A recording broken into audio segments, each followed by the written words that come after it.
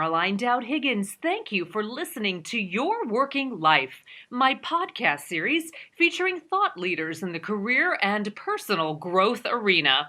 You spend a significant portion of your life at work, so my goal is to provide you with tools, inspiration, and resources so you can enjoy your career and love your life. And I am delighted to welcome back my very special guest to the show, Chris Voss. Chris, welcome back.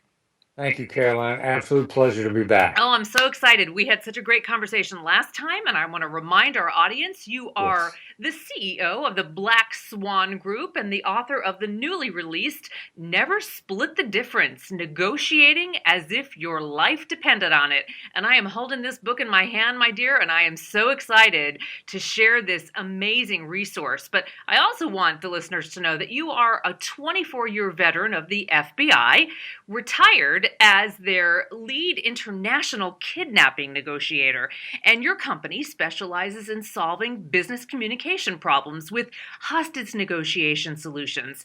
In addition to the FBI, your expertise draws from Harvard's program on negotiation, Scotland Yard, and the Kellogg School of Business. So, Chris, the last time we spoke, this book was in the pipeline. It is now officially out, and I'd love to get your take. What prompted you to write the book?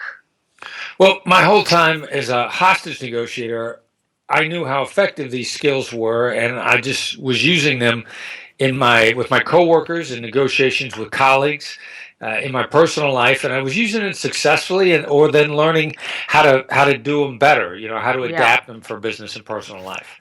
So I knew all along it was there, and as soon as I left the bureau, I wanted to take this out into the business world. So let's just talk shop. What are the principles and maybe pieces of advice or wisdom that are the most surprising to your students, because you are teaching, and also to your clients? What was unexpected? Caroline, I'm sorry, I lost all but the last couple words of that question. Okay, no problem. Tell me about what was most surprising when you started teaching negotiation to clients and also to students.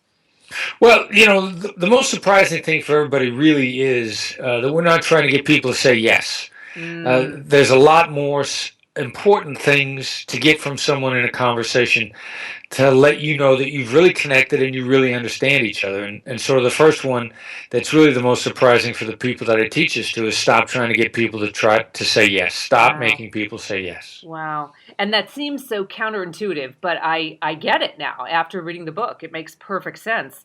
So is there one single thing a great negotiator does? Well, a great negotiator really lets the conversation come to them. Okay. They get involved in a conversation. They turn a negotiation into a conversation. They listen very carefully, and then they help the other person bring the deal to them. Really, the best deal is the deal that the other person brought to you in the conversation. Yeah, that makes sense. Okay, let's talk about soft skills and emotional intelligence. You believe these are really important in hard negotiations. Why? Why is that? Well, we make decisions based on what we value, and we value what we care about. So that kind of makes decision-making, by definition, an emotional process, because we're going to make up our mind based on what we care about, what we feel strong emotions about. So as soon as you factor that into the equation, and instead of trying to eliminate it, if you recognize it and take advantage of it, then it completely changes the game and you get great deals. So, Chris, let me ask, is being an active listener an important part of negotiating? Well, yeah, active listening is kind of an overused phrase. Okay. And I would say that the phrase that we're using in the book, it's really tactical listening. Or even tactical empathy. Because I teach people what to look for in advance, what sorts of things are pitfalls and negative emotions that you want to diminish, the positive emotions you want to. Then it changes it into, a very tactical approach. So are there body language signs as well? And I get it. You don't always have the luxury of being able to see someone in a negotiation. Well, body language, tone of voice are very much intertwined. The interesting thing is, in reading someone's body language, you can't really flip a switch in their brain and make a change about how they feel something just based on your body language. Interestingly enough, if you know what you're doing with your voice, we all have something called mirror neurons, Yeah. and you can actually reach into somebody's brain and flip a switch. And interestingly enough, what you want to do is you want to put them in a positive frame of mind for two reasons. Number one, everybody's brain works about 31% more effectively in a. So what you do when you put your counterpart into a positive frame of mind, not only do they like you for it, but if they like you, they're more likely to work harder and think of better ways for you two to make a great deal. Wow. Wow. So, Chris, what was the time or the moment when you realized that there were really parallels in your hostage negotiation experience in the business world? Well, yeah, that's a great question. It really happened when I went through Harvard Law School's negotiation course because I was still on duty as an FBI agent. I'm the only FBI hostage negotiator to ever go through that course, and I went Wow. through as a student, and I later taught there. But when I went through as a student, I went up there and I took my kidnap bargaining skills and my hostage negotiation empathy skills, and I figured that somehow there was some kind of a difference. And it just wasn't the same, but I applied everything that I did, and I really kind of skinned the Harvard Law School students in the deals. I was really kind of getting the upper hand almost every time. And I can remember it wasn't until the entire end of the training that I asked a question in one of the outbriefs, and it occurred to me that we were doing exactly the same things.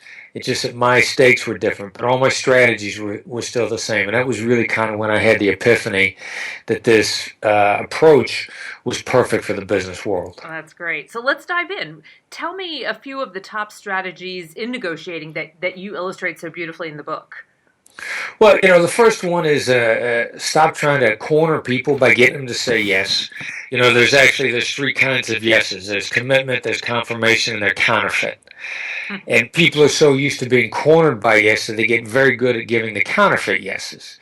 So once you sort of eliminate the idea of trying to get somebody to say yes entirely, that actually makes people much more at ease and far less defensive and more willing to work with you. Then, that begs the question: what do you want somebody to say instead of yes to let you know Right. that they're on Yeah. the right track? What's the next best thing? And so, well, actually, the best answer you can get anybody to say to you is "That's right." Okay. And we make a real clear distinction between "That's right" and "You're right," because actually, if somebody says "You're right" to you, you're in a lot of trouble. "You're right" is what we Interesting. tend to say to people when we want them to shut up and leave us alone. Yeah. Yeah. But that right is an affirmation, a validation without being condescending. Exactly. That's exactly it. That's right. Wow. Wow. So, any other strategies besides not getting them to say yes and going to that's right? Well, the other thing that we do that's kind of fun that nobody else is talking about is actually intentionally getting people to say no Okay. and building an agreement out of the other person saying no. And in many cases, it's sort of like sculpting an agreement. And a sculptor builds a beautiful statue by getting rid of what doesn't work. And so you can take the same idea with no and start getting rid of what's not going to work in the agreement, and suddenly you're left with a great agreement. And the other nice thing about saying no is people don't feel cornered when they say no. They actually feel sort of protected and liberated. I mean, anybody can apply the time when if your teenager comes up to you with a was 17, before he even finished a sentence and asked what he wanted to ask, the word no would be coming out of my mouth. I didn't even have to hear what he wanted. I'm already saying no. But I also found that as soon as I did that, the moment that I said no, having sort of stopped whatever problem there might be and protected myself, I would suddenly be open to hear what he actually wanted. Right. And I'd say, all right, so now tell me again what you're after. And I'd be more interested in hearing him out. So we just take that same dynamic and put it in business. Wow. Wow. So I would be remiss if I didn't ask, what is a black swan? A black swan is something that was seemingly innocuous that ended up making all the difference in the world. It's the impact of the highly improbable. Okay. And it was a great book from back in 2007 that really outlined this idea And that book was based on the concept of the first time anyone ever saw a black swan was in Australia, I think in the 1600s, Wow. because everybody, nobody had ever seen a black swan before. So it's the idea, the little tiny little things in a communication, the little things in negotiation that you can do make a huge difference. So those little subtleties. So I know that you've detailed some of them in the book. Would you give us a hint about one or two to whet the appetite of the reader? Well, a big one is that I found out in kidnapping that things didn't turn out that well. That the deal killers are as important in a negotiation process as the decision makers or the deal makers are. And every negotiation, there are deal killers on the other side. They're actually staying out of it, either accidentally or on purpose, but are going to destroy your deal if they get the chance.